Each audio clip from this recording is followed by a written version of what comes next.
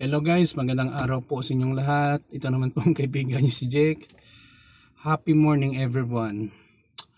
Well, ano bang topic natin for today? This topic is for everybody including myself, no? You have to sacrifice in order to succeed. But there is an exception, not unless kung nanggaling ka sa pamilya na mayaman, millionaire, billionaire, or trillionaire. So parang wala ka masyadong sacrifice doon. Alam nyo guys, bilang tao, hindi lahat ng tao ay ipinanganak na mayaman, na bilong sa mayaman na pamilya. Meron nga ang saying, born with a golden spoon. Karamihan sa atin, ipinanganak na middle class, mahirap, at kung ano-ano pa.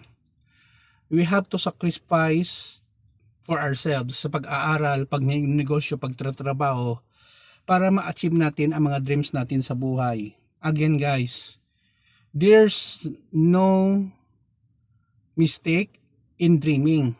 As long ang dream natin guys ay reachable, obtainable.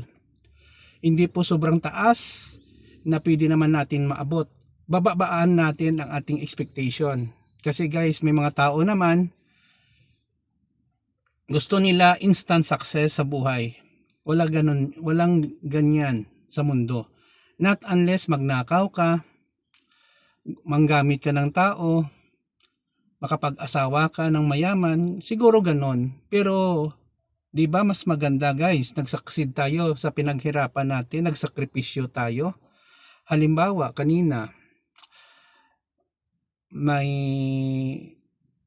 mga requirements ako sa doctoral studies ko. I need to wake up 4 a.m. Well, I go to the CR to pee, but I immediately work on the requirements that is being given by professor.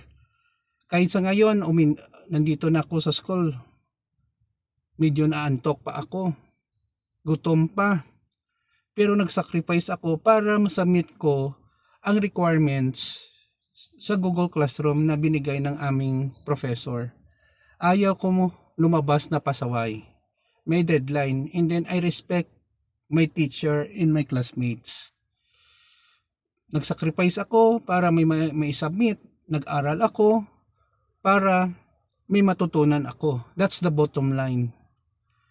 Dapat guys, tandaan natin, without sacrifice, we will not succeed in life. Yun lang po. Please follow me in my Facebook and YouTube channel. Maraming salamat po sa mga new subscribers and followers ko dito sa Facebook. You are my inspiration and God. See you in the next video guys. Ito naman po ang kaibigan nyo si Jake. Paalam.